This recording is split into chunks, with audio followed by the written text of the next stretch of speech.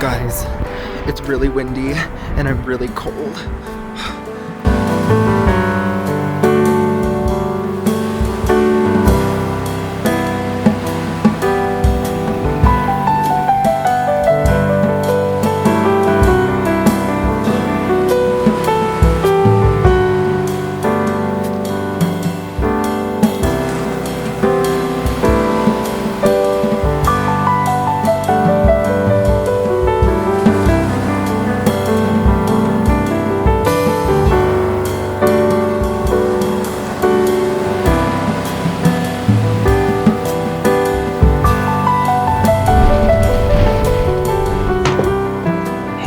I'm going to talk to you guys really quick before I get back to reading, but this entire month I've been kind of in a reading slump because I've mainly been only reading for school. Like all the books that I've been reading this month have been for my classes, and I only read like 2 books this month for fun, and one of them was Inward by Young Pueblo, which I hated, and then the other one was Play World by Adam Ross, which wasn't bad. It was just really, really long. So today I'm just gonna ignore all my schoolwork and read. I'm gonna try and read as many books as possible for 24 hours. You just saw, but I woke up early this morning, I think about 8 o'clock, and I went to a cafe and I got my food and I read the entire time. I was reading Intimacies by Katie Kitamura. I'm more than halfway now. I am page 150, chapter 12, and it's really freaking good. I'm really happy that I picked this book up. I love this book a lot.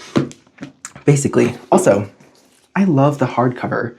It's so simple, like without the dust jacket on, but it's so cute. Like I really like the pink accent and then Katie Kitamura's initials. It's so cute. So anyways, this book is about a woman who decides to leave New York and go to the Hague and works at the International Court as an interpreter. It's basically following her life, working in the court, but also her relationships. Like she's currently talking to a guy named Adrian, but Adrian is also a little bit intertwined with his ex-wife. And it just follows her daily life with her job and then the relationships. But it's really, really good. I love the conversations about language in here and how language is so fluid that there's no single meaning attached to it. And because of that, language kind of loses its meaning and it's more the connotation behind it, and it's the subtleties within the conversation that leads to intimacies. You also saw me writing. I recently got this notebook. Super cute. Guys, look at these stickers. I got these stickers from one of my professors. She's literally the best.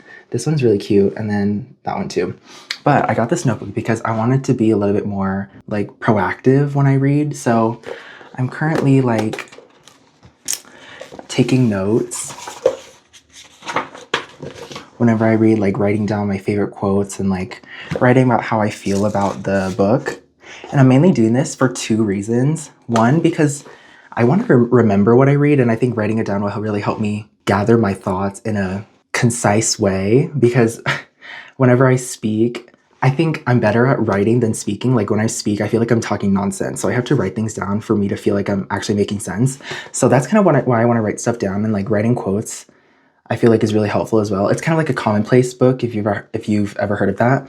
But also the second reason is I think if I write stuff down, it will be better. It will be easier for me to say on camera what I want to say. Here are some of my first thoughts on the novel before I finish it. There are a lot of really good quotes. First of all, the language, gorgeous. I freaking love the way Katie Kitamura writes. It's so intimate, and she acknowledges that language has its restrictions, and so the way she writes is so introspective and so intelligent. I don't really know how to describe it. It's just really beautiful, and so I've wrote down a lot of really good quotes. This book kind of just makes you think about everything. It talks a lot about society, the court, what's deemed good or evil, just because she's working in an international court, and so there's a lot of quotes about how the court and sort of the court system is kind of like a theatrical play, like it's all an act. Oh, I really like this quote. Let me read it to you. But none of us are able to really see the world we are living in. In order to exist in the world, we must and we do forget. We live in a state of I know, but I do not know. So it's kind of like a state of ignorance. We see the cracks in society, but we choose to ignore it so we can focus on the good stuff instead. It's just such an interesting look at society, which I haven't really been able to put into words before. Katie Kitamura is just putting all of my thoughts into words, which I love her so much. It's just really good. It's really good. Y'all gotta read this book. It's fantastic, fantastic. I also did go to the bookstore and I went in. I was like, okay, I'm not gonna buy any books. I'm just gonna walk in, look, and walk out. But I ended up buying a book anyway. Boy Parts by Eliza Clark. I've heard a lot of good things about Eliza Clark, and I don't know why it's taken me such a long time to read her, because I've heard of her for a while. I just never bought any of her books for some reason. So I bought this one. I think this is her most popular one, but it's about a girl who is exiled from the art world and on sabbatical from her dead-end bar job. And she obsessively takes explicit photographs of the average-looking men she persuades to model for her. That's kind of all I know about this book, other than what's on the synopsis in the back.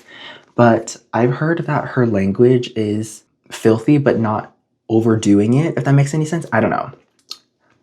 I've never read her. I guess we'll find out.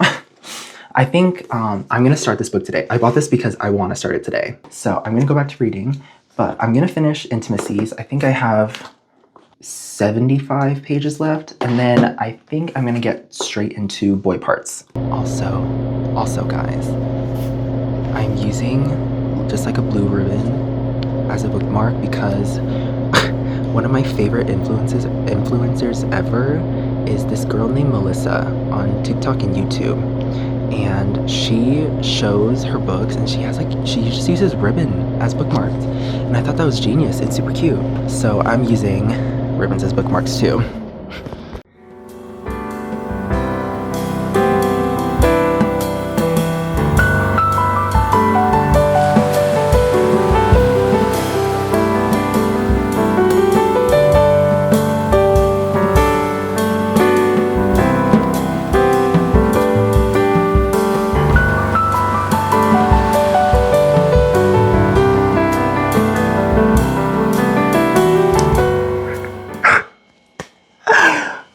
I'm so upset. I literally filmed a video of me talking about this book, but none of the audio was working, so I have to do it again. I just finished Intimacies by Katie Kitamura, and as I said earlier, it's about a woman of many different identities and languages who decides to move out of New York into The Hague, where she works as an interpreter at the International Court. I'm trying to remember what I said the first time, but I really loved this book. I think it's gonna be one of the best books I've read this year. It has such interesting ideas about language. Just because she is an interpreter, she has really fascinating thoughts about the purpose of language and its restrictions or shortcomings. As an interpreter, her job is essentially to make sure that the gap between languages is as minimal as possible. She also recognizes that interpretation is a very intimate job, because when you're interpreting someone, you're basically putting them in your shoes and you're speaking to the other person, to whoever you're interpreting for, in a very private conversation, essentially. And she just talks about how, like, the whole intimacy of it, and it's really, really interesting. And this kind of goes on with the bigger theme that intimacy doesn't come from what's said in conversations, and it's come from a lot of what is unsaid. In the way that Kitamura writes conversations, she focuses more on what is left unsaid than what is said, and I really, really liked that. Like for this, we obviously get to learn about how the characters are conversing with each other, but we also learn about the subtext and the connotation of each phrase that is said or each sentence that is muttered. And it's really, really interesting. I think what makes this book so intimate is that we know the motivations of each character, and we know what each character is thinking and doing based on not what is said, but what is left unsaid, if that makes any sense. Basically, intimacy comes from the understanding of someone else without having to use words. Language is kind of like a restriction in that sense, where if you get past the language barrier, that's when you're able to truly get intimacy. I loved this book, but I think I want to reread this in the future. I think this is one of those books where you get more out of it the more you reread it, so I will definitely be rereading this in the future. Apart from language, We also get a lot of interesting ideas about society, laws, the justice system, just because it's where the narrator works. We get a lot of different descriptions on how the justice system is basically kind of like a huge theatrical act. Each person in the courtroom is basically putting on a front or putting on an act to prove their innocence or prove their guilt in some way. And so it kind of feels theatrical. Like that's like really the only word I can use. There is a quote in the beginning, I think this is the first chapter, that I want to read. Basically, there are men out on the streets cleaning the streets, right? And so she writes, the three men were almost certainly immigrants, possibly Turkish and Surinamese. Meanwhile, their labor was necessitated by the heritage aesthetic of the city, not to mention the carelessness of a wealthy population that dropped its cigarette butts onto the pavement without a thought, when the designated receptacle was only a few feet away. I now saw that there were dozens of cigarette butts on the ground directly below the ashtrays. It was only an anecdote, but it was one example of how the city's veneer of civility was constantly giving away. In places, it was barely there at all. Not just the court system, but society as a whole is just a huge play. We're all putting up fronts. We're not really focused on the true form of these things, if that makes any sense. She says another quote, how we constantly live in a state of I know and I do not know. We recognize that there are negative aspects of society, but we choose to ignore it. I loved this book. It really makes you question everything. It's really, really good. I recommend this to everyone, actually. It's such an interesting read. Highly recommend. After finishing that, I also did get started on Boy Parts by Eliza Clark. I didn't get that far in. I'm only 16 pages in, and it's really good. I really like the writing style. It's very unique. Like, we're really in this narrator's head, and like the narrator isn't really the best person. Like, she's in the first 16 pages alone, we learn that the narrator is a photographer, and she has recently been caught taking explicit photos of a minor. But constantly she's like, oh, it's not my fault. The minor said he was 20. Like, he gave me his identification. It looked real. And like, yes, what she did was wrong, but at the same time, she loves to justify herself. She loves to put herself in the right. She's a really fascinating narrator. I really like the beginning so far. I think it's really interesting. It's very filthy. There's a lot in the...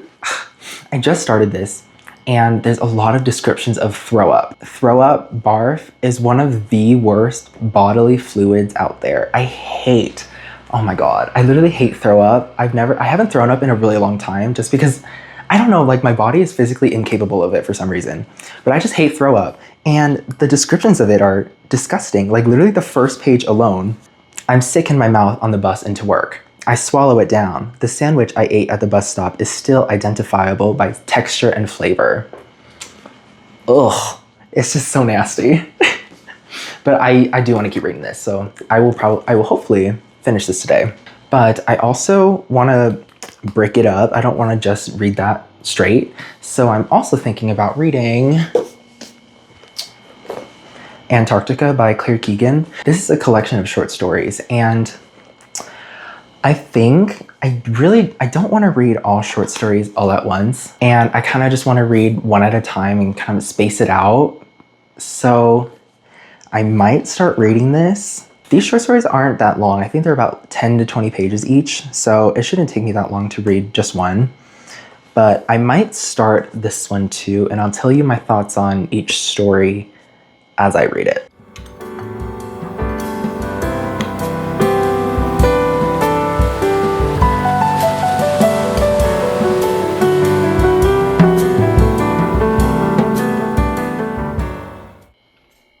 I changed into my home clothes, but I'm gonna stay in for now, and I'm gonna leave when the sun goes down, just because it's just because it's still sunny outside right now, and it's kind of hot, so I don't really want to leave when the sun is like bright.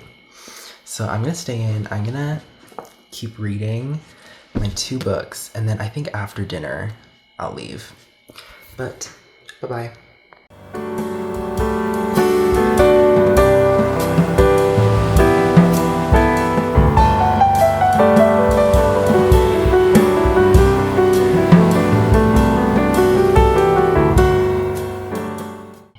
Guys, I just finished the first story in here. The first story is called Antarctica. What? Oh my god.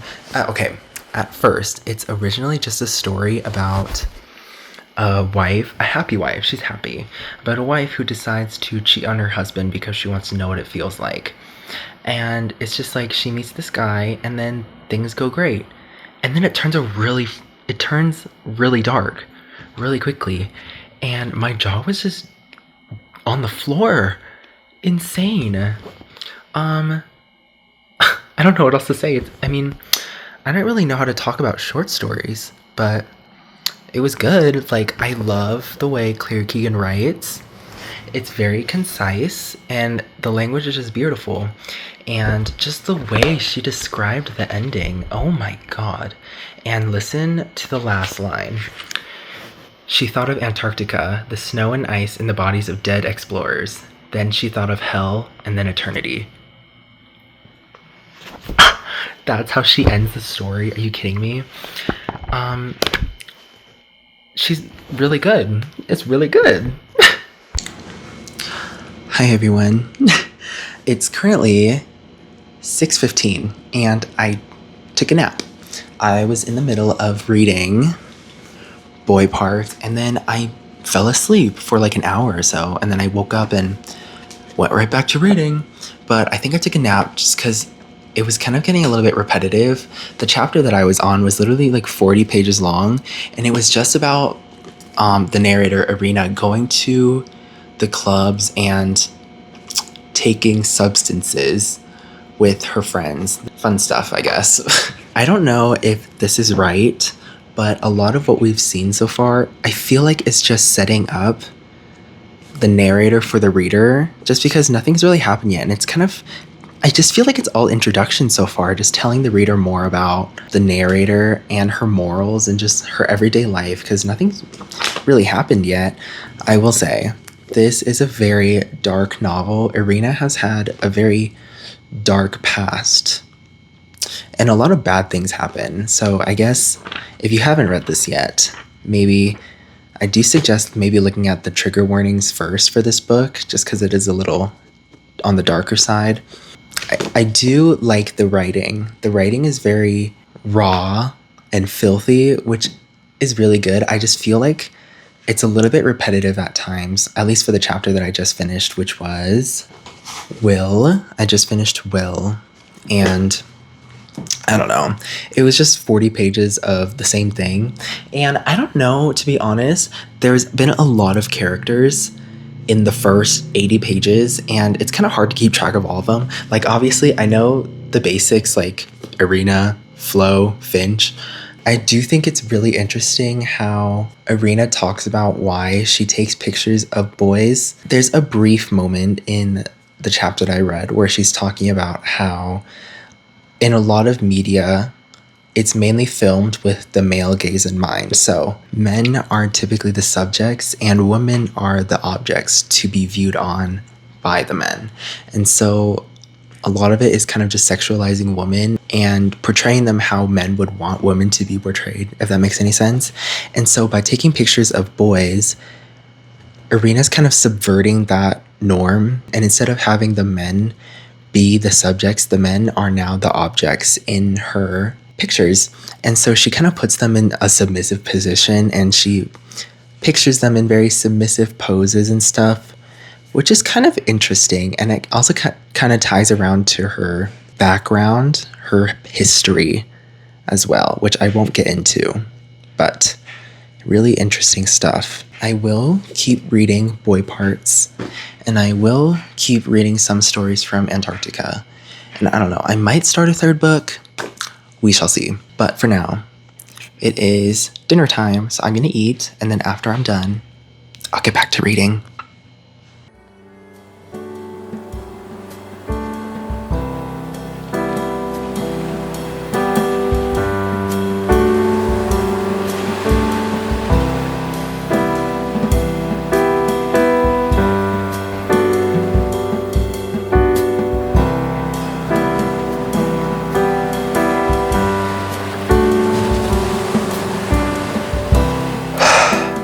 Okay, it's almost 10. It's like 9:50, and I spent like 2-3 hours reading. I read 3 books. I read Boy Parts. I read one more story from Antarctica, and then I also started reading Dear Dickhead by Despentes. I think her first name's Virginia Despentes. First of all, I was reading Boy Parts, and as I was reading it, the more I was thinking, like, I really don't think I can talk about this book on camera. It's really nasty. It's a really filthy book, and that's kind of the point. Like, the point of it is to be filthy. Like, when I was reading it, I kind of had this pit feeling in my stomach, like I wasn't supposed to read this. I don't know, I felt like uneasy reading this book, and I feel like that's kind of the point. So it's really, really great writing, and I'm more than halfway now. I'm on page 151, more than halfway, and it's really, really good. It just makes me feel like I have an upset stomach. This book gives me the same reaction as when I read Rejection by Tony Talatamute, and this is one of my favorite books ever. But this also is really filthy and really nasty, and it really makes you feel like you're not really supposed to read it. So this book kind of gave the same vibes, but it is a really, really interesting book, and I really, really like it. I just don't think I can talk about it on camera. So I'm not going to say much about it. It's so nasty, and it's such a dark book that I had to sort of step away from it. I feel like I couldn't read it all in one sitting. Like, I don't know, it just made me feel upset, which isn't a bad thing. I do like it when books make me feel upset, I guess, but not all in one sitting. And then I read one more story from Antarctica. I read the story called Men and Women, and I liked it, but I didn't like it as much as Antarctica, the titular story. Antarctica was much better, so I don't really have much thoughts about Men and Women.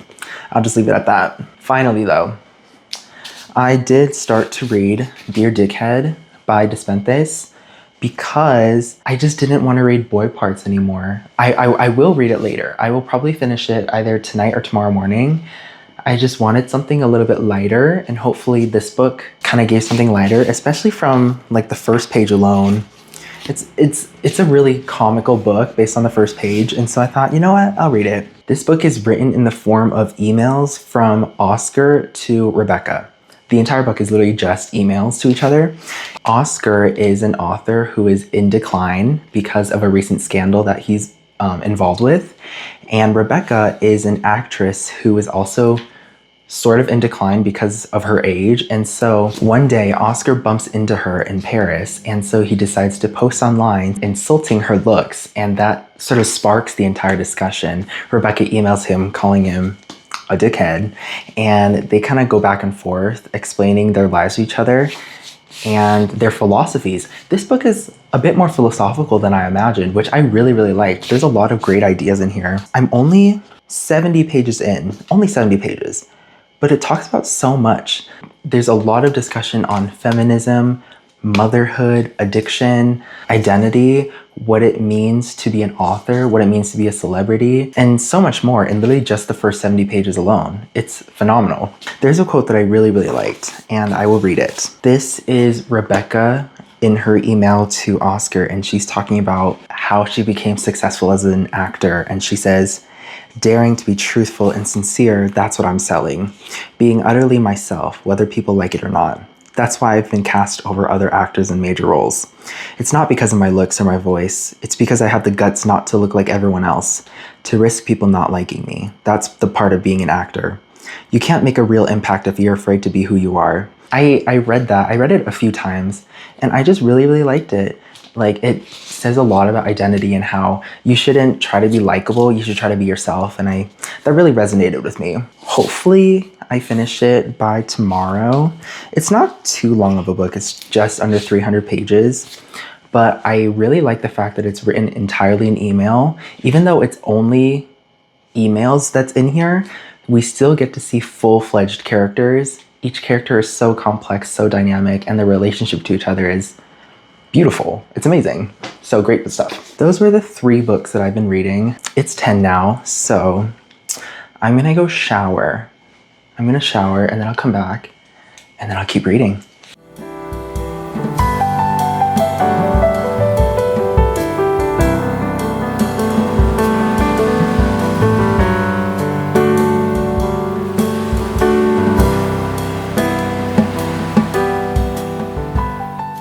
If you guys want to know what face mask this is the oh, Dr. Jart Cicapair Tiger Grass Calming Mask. Good stuff, I really like it.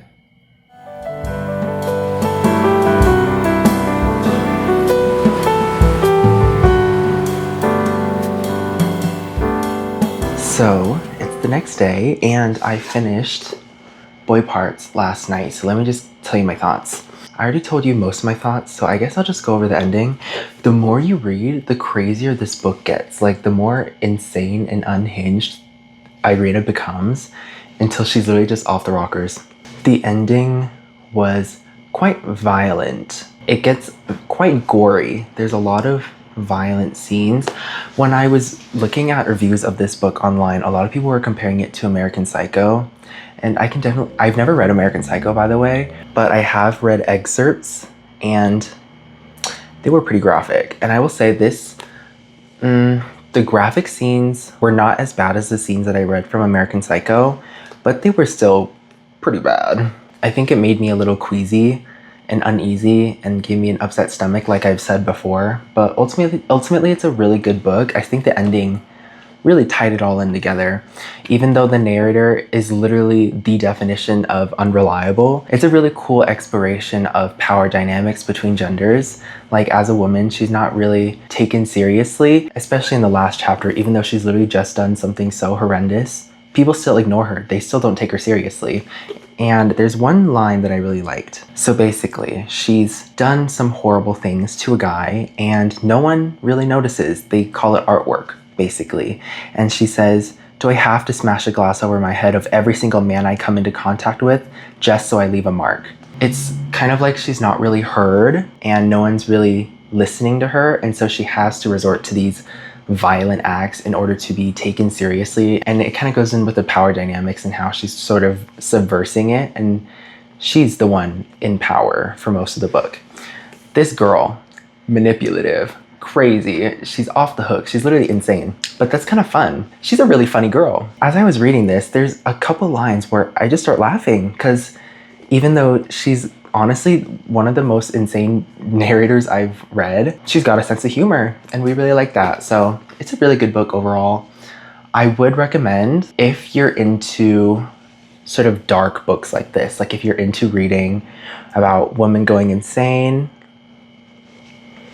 Yeah, but I also did read some more of Dear Dickhead and it's really good. It's really good. I'm on page 118, so a little bit less than halfway. And I think it's a magnificent book. It's so good. It has beautiful descriptions of addiction and people being addicted, but it doesn't condemn them. It's more understanding. The descriptions of addiction are really raw. It's not condoning anyone's behavior, but it's not necessarily criticizing it either. It's very honest, especially because both Oscar and Rebecca are addicts in their own way. And along with that, it's just such a good book about feminism and the film industry and the publishing industry and how it's also gender oriented. Along with that, it also talks about family, trauma, friendship, loneliness, and so much more. And it's so brilliant. I love the way that the two people, Oscar and Rebecca, talk to each other. It's not necessarily overly friendly. They're very honest with each other and they're very understanding. Oscar has done something very, very horrible. And basically, he doesn't really recognize it until we hear Rebecca and she's sort of telling him, yeah, you're in the wrong. And it's not that we're supposed to hate Oscar for what he did.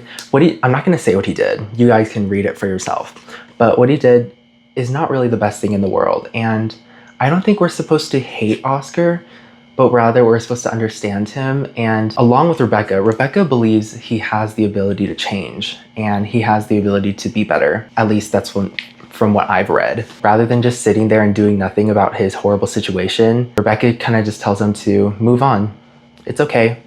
and she's very understanding about it, which is really, really nice. It's very heavy on feminist ideals, and both Oscar and Rebecca have right opinions and they have wrong opinions, but that's just about being human. These characters feel so human and real. They each have their own flaws, but what makes this book so alluring is the fact that they're also understanding and empathetic of each other, and they listen.